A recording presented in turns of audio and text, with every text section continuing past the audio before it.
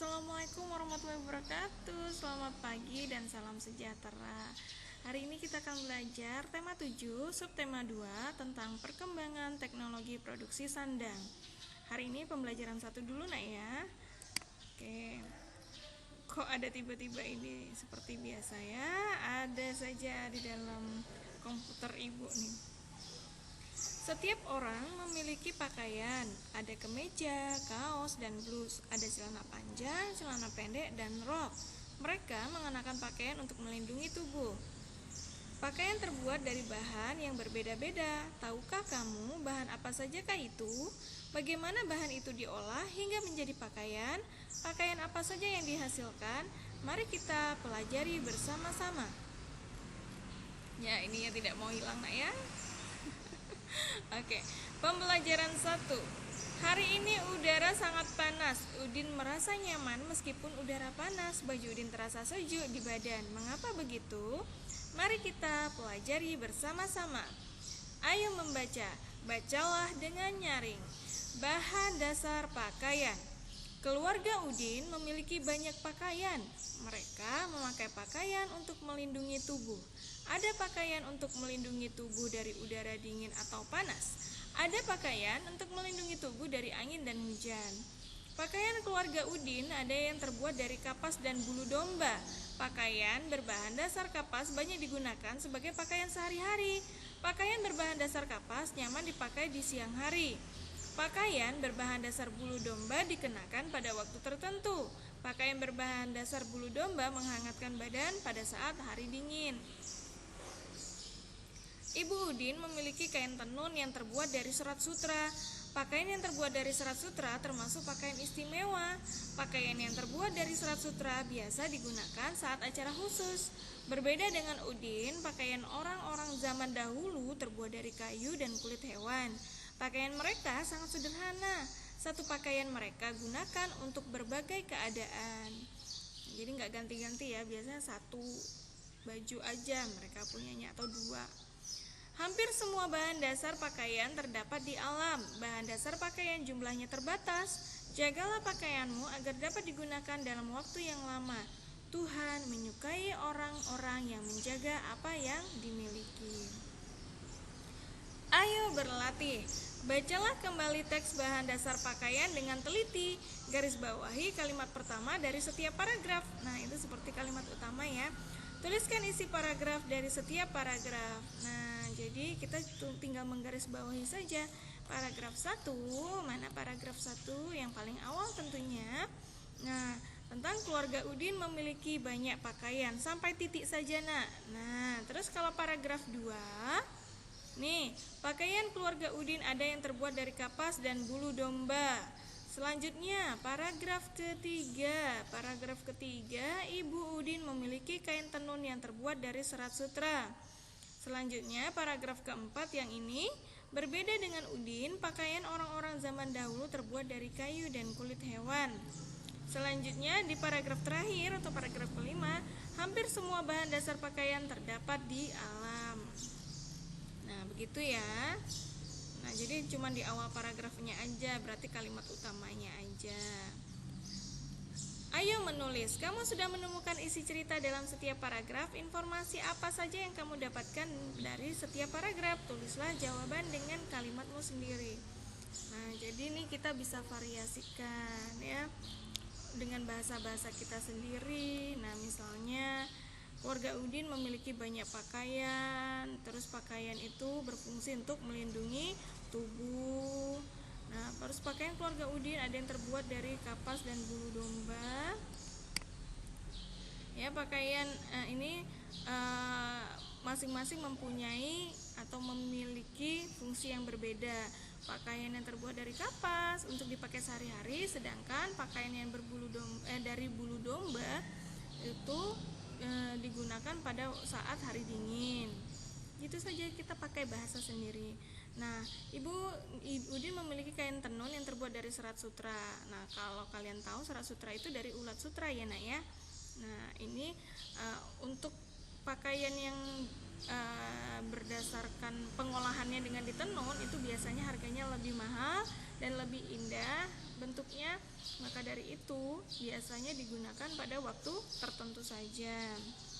Nah, zaman dahulu orang hanya mempunyai satu atau dua pakaian saja. Nah, biasanya terbuat dari kayu dan kulit hewan.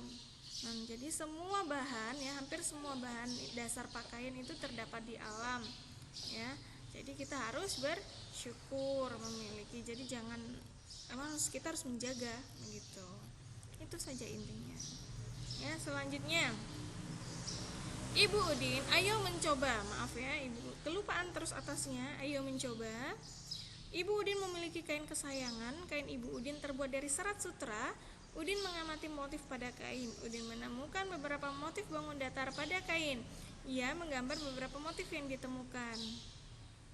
Nah, di sini ada yang ini namanya belah ketupat. Ini segitiga ya. Ini lingkaran. Lalu yang ini mirip belah ketupat sepintas nak ya. Oke. Kemudian Udin menggambar salah satu bentuk bangun datar di atas kertas.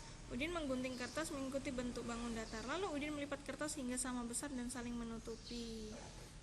Nah, lakukanlah seperti Udin. Hitunglah banyak cara melipat yang kamu dapatkan. Nah, seperti ini ya. Misalnya ada kertas nih, ada kertas kalian yang sudah nggak kepake lagi, dilipat menjadi dua. Nah, ini namanya simetri lipat. Kalau dia bisa saling menutup dengan sempurna, itu namanya simetri lipat. Bentuk-bentuk yang dapat menutupi semua bagian kertas dengan tepat saat dilipat disebut bentuk yang memiliki simetri lipat.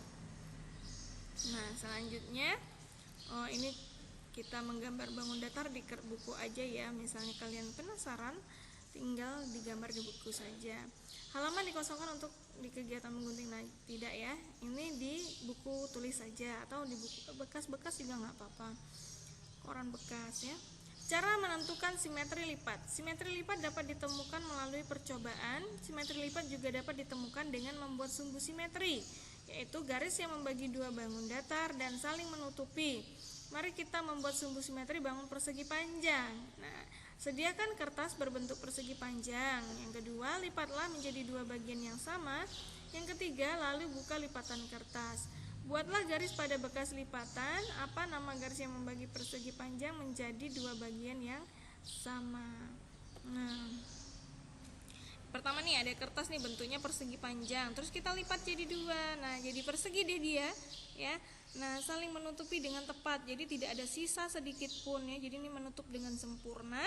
Terus kita buka. Nah, di tengah-tengahnya ada semacam garis nak ya. Nah, garis inilah yang disebut sebagai simetri lipat. Nah, ya, lalu ini lagi dilipat lagi, saling menutupi dengan tepat ya. Dilipatnya kalau ini tadi ke samping, ini lipatnya dari atas ke bawah.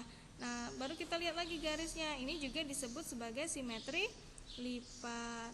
Sedangkan ya, kita coba lipatnya miring nak, miring, tapi ternyata yang terjadi tidak menutupi dengan sempurna atau dengan tepat. Maka ini bukan simetri lipat ya, karena dia tidak bisa menutupi dengan sempurna. Ayo berlatih, buatlah satu bentuk bangun datar yang kamu inginkan. Berlatihlah mencari banyaknya simetri lipat. Gambarkan hasil temuanmu ya. Mari coba dicari apa aja tadi kan ada persegi panjang. Persegi panjang tadi ada berapa simetri lipatnya nak? Ada 2. Terus misalnya kalau ada persegi berapa simetri lipatnya? Kalau kalau persegi karena dia semuanya sama itu 4. Selanjutnya kalau segitiga siku-siku, tahu kan segitiga siku-siku dia membentuk 90 derajat, itu dia punya satu saja simetri lipatnya, jadi cuma satu ya. Selanjutnya atau sama kaki ya nak ya, maksudnya sama kaki itu cuma ada satu, tapi kalau sama sisi segitiganya itu biasanya ada 3. Oke, selanjutnya layang-layang cuman ada satu. Sedangkan kalau lingkaran itu tak terhingga. Karena kalau lingkarannya sempurna, bukan elips ya nak ya, bukan lonjong, lingkaran yang benar-benar bulat itu, nah itu simetri lipatnya tak terhingga. Saking banyaknya dia bisa dilipat sebanyak berapapun, nah itu banyak, jadi tak terhingga. Nah itu lingkaran. Selanjutnya ayo mengamati. Udin bercerita tentang kain sutra ibunya. Kain ibu Udin dibuat dengan cara dipintal dan ditenun. Dayu menanggapi cerita Udin, ia memperagakan gerakan memintal dan menenun. Nah, amati gerakan Dayu, cobalah menirukan gerakan itu. Gerakan memintal kapas. Nah, seperti ini dia. Posisi duduk, lutut kanan menekuk ke atas. Tangan kanan melakukan gerakan memutar ke arah depan. Tangan kiri bergerak ke samping kiri 8 kali 1 hitungan. Gerakan menenun 1. Ini posisi duduk selonjor. Kedua tangan bergerak lembut ke kanan atas dan bawah, lalu ke kiri atas dan bawah. Kepala bergerak mengikuti arah tangan 8 kali 1 hitungan. Gerakan menenun 2. Posisi duduk selonjor. Kedua tangan bergerak kuat ke arah jari kaki, lalu bergerak lembut ke arah perut. Nah, jadi seperti ini, terus ke arah perut ya. Badan membungkuk saat tangan ke depan dan tegak saat tangan bergerak ke arah perut. Nah, jadi diulang-ulang, habis ke depan, ke belakang lagi, habis ke perut, habis itu ke depan lagi. Nah, ini 8 kali 1 hitungan. Gerakan menjemur. Posisi berdiri, ya nggak mungkin duduk ya. Jadi posisi berdiri, kedua tangan bergerak kuat ke kanan atas, lalu bergerak lembut ke kiri bawah. Lakukan berganti arah, kepala bergerak mengikuti arah gerakan tangan 8 kali 1 hitungan. Ayo menari. Ibu Dayu bercerita ada sebuah tarian namanya tari Pontanu. Pontanu artinya menenun. Tarian itu berasal dari Sulawesi Tengah. Peragakan gerakan memintal dan menenun di atas, kamu dapat merangkainya menjadi sebuah tarian. Kamu dapat menggunakan musik daerahmu sebagai pengiring. Berkreasilah dan teruslah berlatih sampai gerakanmu halus. Oke, sampai di sini dulu pelajaran satunya. Ya, sampai jumpa di pembelajaran 2. Oke, wassalamualaikum warahmatullahi wabarakatuh. Selamat pagi dan salam sejahtera.